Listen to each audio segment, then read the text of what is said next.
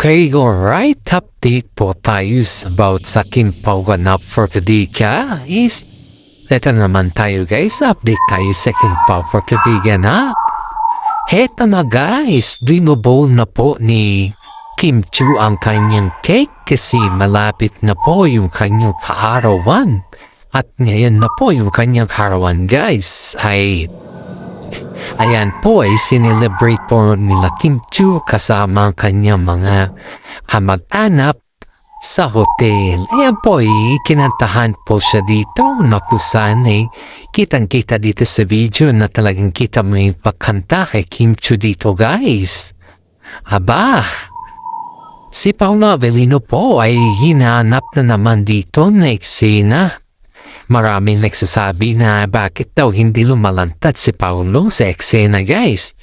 Siyempre naman, kahit naman siguro si yung kung sino yung partner mo ay hahanapin mo talaga si Paolo dyan.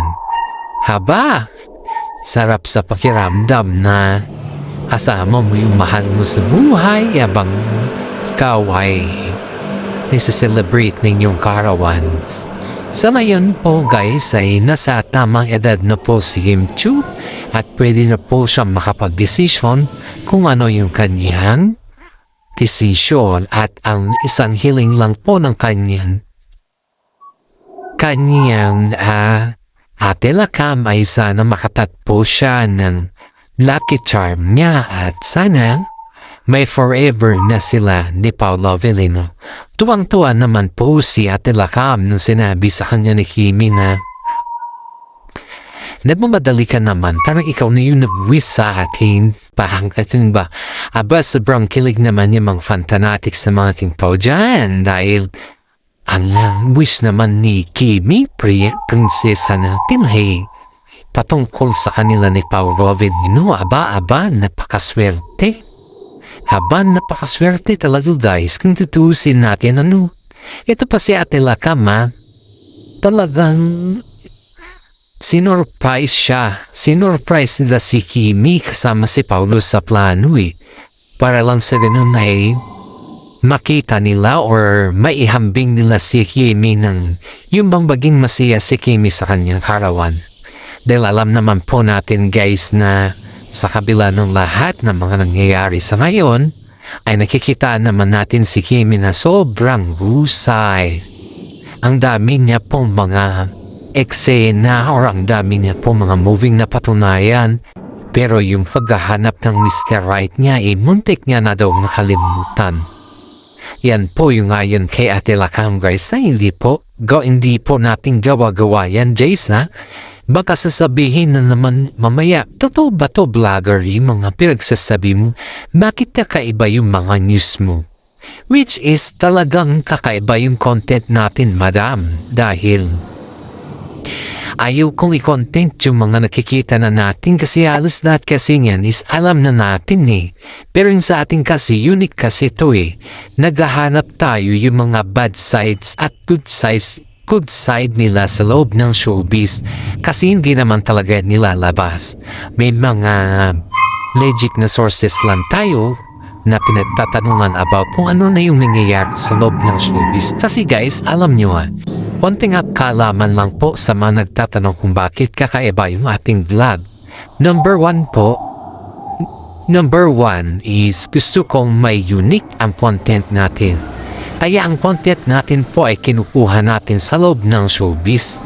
Hindi man yan nilalabas kasi mga nilalabas lang po nila yung mga magaganda kasi guys, happy moment or something na parang walang negatibo din sa loob pa. Pero in fairness, ang dami din mga negatibo sa loob at saka positibo sa loob guys. Kaya yun yung kinakalkal natin. Kasi yan nila Ogie Diaz ba? O diba kita mo dun, ang kinakalkal talaga nila is hindi yung pamlantaran kundi yung nasa loob talaga na dahilan. Ganito din tayo dito guys, ito yung content natin This is our content, yung ganun na bagay. Kaya sa mga yung nagtatanong, bakit iba ang title mo sa content mo? Iko-connect mo yung title ko sa content mo sa main target guys. Iyon po, hindi yung halimbawa po yung content kasi namasyal si Kim Chiu sa ganito. Ayun na yung namasyal si Kim Chiu. Hindi po ang saging kasi is yung analysis mo bilang ikaw ay nakikinig at nanonood sa ating content. Yan po yung explanation ko sa mga palaging nagtatanong na makaiba daw yung content po sa title ko. Guys yung analysis mo na yun guys. Kasi ang gumawa naman ng title guys is yung analysis Diba? Kaya yung sa mga hindi po masyadong nakarelate, paki-like naman, paki-share at paki-hit naman yung notification bell natin guys para lahat naman po tayo updated. At sa mga fans po naman dyan na yung bang palagi sumusuporta sa akin ay isang malaking tulong na po yan para sa akin guys. Maraming salamat po dyan. Tinatanaw ko po yan na utang na loob sa inyo at please wag naman po kayong i-skip yung ating mga ads. Panoorin po natin yan kasi dagdag earnings po natin yan para makatulong din po tayo sa mga taong naghahanap ng tulong guys. Okay, alright, balik po tayo sa topic natin na Kim Pao. Si Kim Chiu po ay kinantahan ng Chinese na happy birthday na kung saan ay kasama niya yung kanyang mga mahal sa buhay. Haba si Paolo dito, mailap talaga siya sa camera kaya hindi siya masyadong nakikita sa camera guys, kaya tignan mo, hinahanap siya tuloy. Maraming netizen po ang nagtatanong kay Paolo Avellino bakit nagtatago daw siya sa camera guys. Sabi naman ng karamihan masanay na kayo kasi ganyan naman talaga yan yung eksena niya ba na hindi mo maintindihan, may ito talaga si Paolo kakaiba. Ay, alam nyo guys, itong si Paolo Avellino guys is minana daw niya yung ugali ng kanyang father ayon dito sa ating legit na sources. Kasi yung kanyang mami daw naman is mailap din naman sa camera yun, pero sumasagot daw yun. Sumasagot daw siya sa mga interview ay oo nga naman. That is very true guys kasi one time na sorry guys, may ubo kasi ako. One time kasi guys is na-interview namin din yun Kaso nga lang sabi namin sa kanya, oh madam, if you mind, can we take an interview for you? Is it okay for you? Yes, sabi naman niya. Ngayon, pero no pagkatapos ng pag-interview namin sa kanya, sinabihan kami na wag nang i-post. Kasi daw, baka mag-viral daw siya. Halos naman daw lahat yung mga pamilya ni Paolo Avellino pag may mga interview na ganun na bagay yung patungkol sa Kim Pao.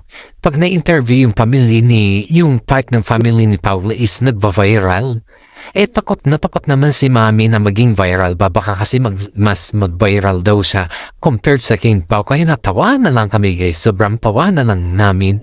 So alam mo pa, nakakatawa yung mami ni Paolo kasi that time guys alam mo hindi siya yung mami na yung bang pa-social effect, wala.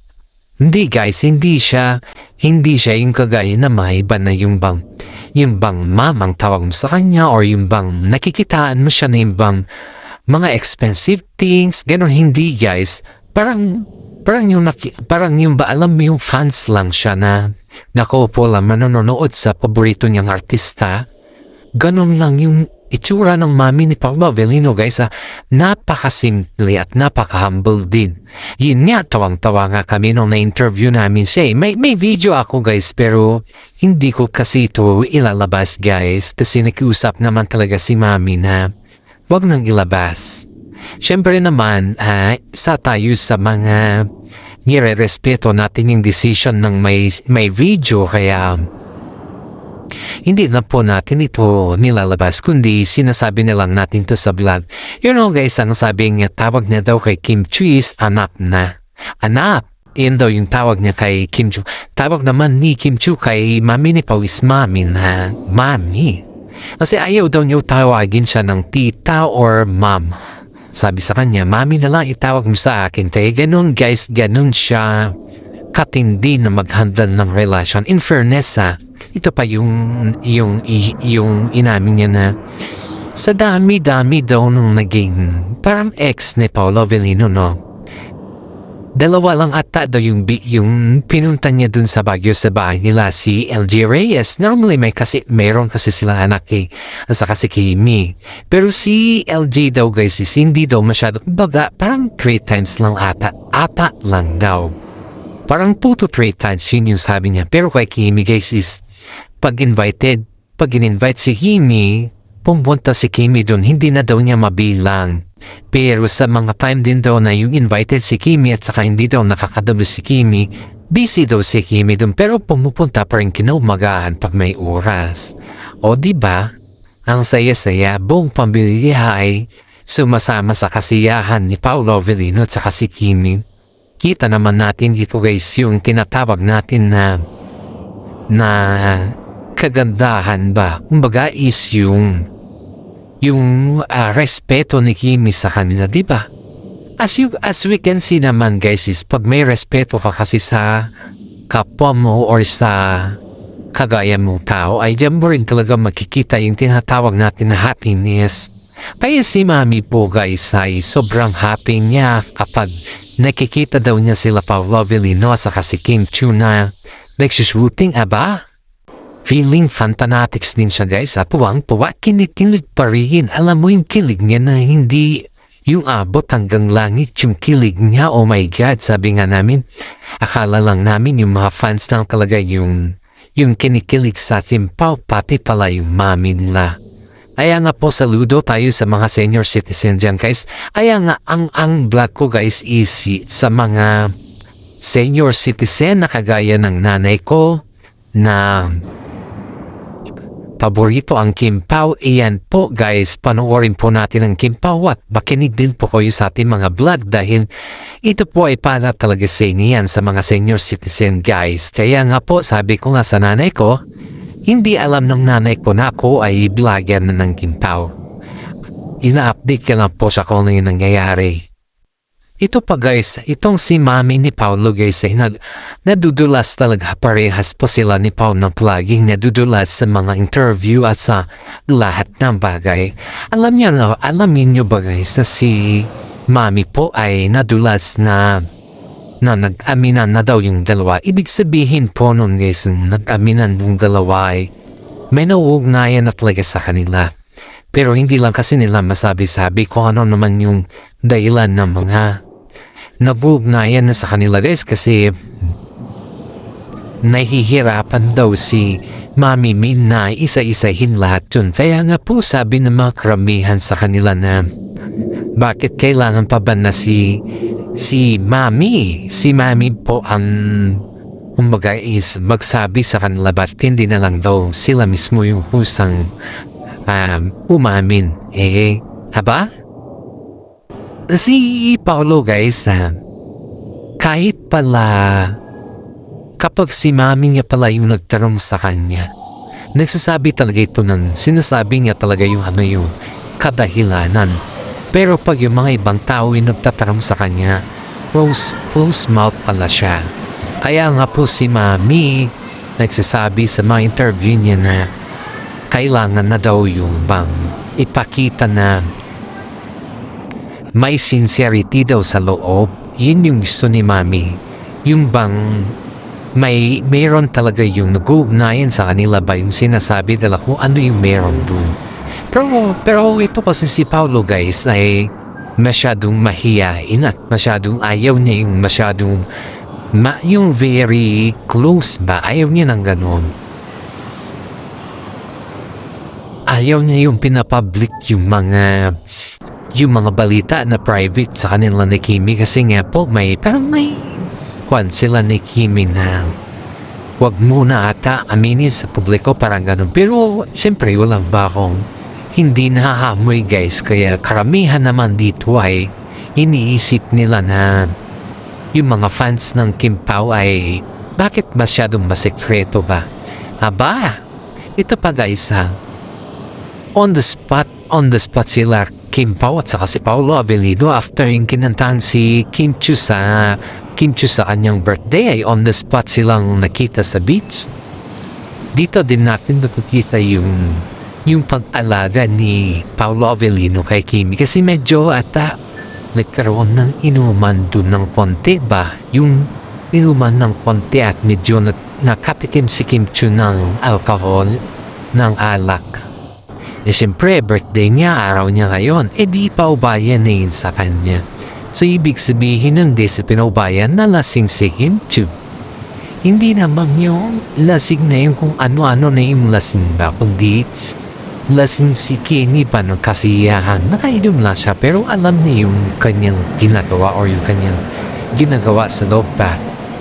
You know guys, dito napapanayan ayon dito sa ating legit na sources dito napapanayan ng mga kaibigan ni Kimi at kaibigan nilang dalawa na ganun pala kaalaga si Paulo kay Kimi. Even though off-cam pala guys ay ganun pala sa kawapan. And alam nyo ba guys na habang umiinom pala si Kimi ay hindi pala pinagdadambutan siya ni Paulo na wag ka masyadong na yung bang sinasabi na wag ka uminom mo, wag ka ganito. Kasi nga birthday niya yun guys. Alam niya kung ano yung kahinatnan ng sobrang inom ng alak or kung ano. Pero in fairness hindi yung mga kagaya ng mga love team na yung pinipigilan ang lalaki o ang babae na uminom. Pero dito guys is parang pinaubaya ata di pa dun. Sige na, uminom ka lang basta alam mo yung sarili mo. Yan daw yung parang pinakapaalala daw ni Paulo na uminom ka pero control lang, parang ganun. Pero hindi niya sinabi na wag kang iinom, walang ganun guys.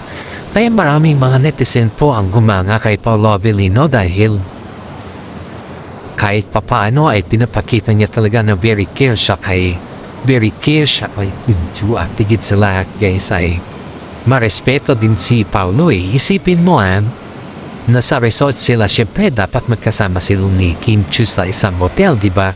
Pero sineperate ni Paulo yung kanyang sarili dahil alam niyang magkainom dun si Kimi. And of course guys, iyan po yung sinasaludo ng mga ibang kababaihan kay Paulo Avellino dahil instead na yung bang samantalahin dahil nakainom si Kimi ay hindi po niya yung ginawa kasi alam niya sa sarili niya na pag iyan ay sinamantala niya, iyan din ay may kapalit din niya na karma. Kaya nga po kasi sinasaludo si Paulo Avellino sa kanyang kabaitan at napaka-gentleman kay Kimi kasi talagang pusa siyang nag-separate ng kanyang sarili. Hindi na si Kimi yung nag-separate sa kanya kundi siya pusa guys. Aba dito natin makikita na totoo pala yung sinasabi nila pag mahal mo isang tao, wag mo pa hindi mo kailangan samantalahin kundi iyan po ay yung talagang yung bang gamayin mo siya sa kung ano ba or kung bang pakiusapan ka or something na yung bang idaan sa respetuhan na salita. Pero si Paulo Avellino guys, kahit hindi mo na siya idaan sa respetuhan salita, alam niyang sarili niya at nire-respeto naman niya si Kimi guys. Kaya ang daming sumasaludo kay Kimi at ang daming sumasaludo din lalong-lalo na kay Paulo Avellino dahil nakikitaan talaga siya napaka-gentleman niya at napaka-respetado niyang tao. Tingnan mo guys walang taong gumawa nun kundi si Paulo lang. Off-cam yun guys Kaya nga po sabi ng mga netizen kay Paulo na napakaswerte ni Kimi kay Paulo Avellino kasi inaalagaan siya ng totoo. At ni minsan daw guys hindi daw naramdaman ni Kimi kay Zian Lim na 12 years na yung inalagaan siya na gano'n. Kasi ang gusto daw ni Zian Lim is lupuan mo siya, alagaan mo siya. Hindi, parang kumbaga siya yung ikaw na babae mag-aalaga sa kanya kasi yan na talaga naman yung parang role mo, yun. Hindi yung pagtapos ng lahat, everything is okay. Mag-stop na parang gano'n. Hindi guys, kaya itong si Paulo Avellino ay saludong-saludo si Ate Lakam sa kanya. Kaya sa mga senior citizen dyan guys, paki-shout out po tayo lahat. Shout out po yun sa mga senior citizen dyan na nanonood sa atin. Maraming salamat guys sa mga fan fanatics natin dyan ng Kim Pao. Maraming salamat po. Paki-like and share and update naman po yung ating YouTube channel kasi sa malaking tulong na po yan para sa atin. Maraming salamat po. God bless po sa ating lahat.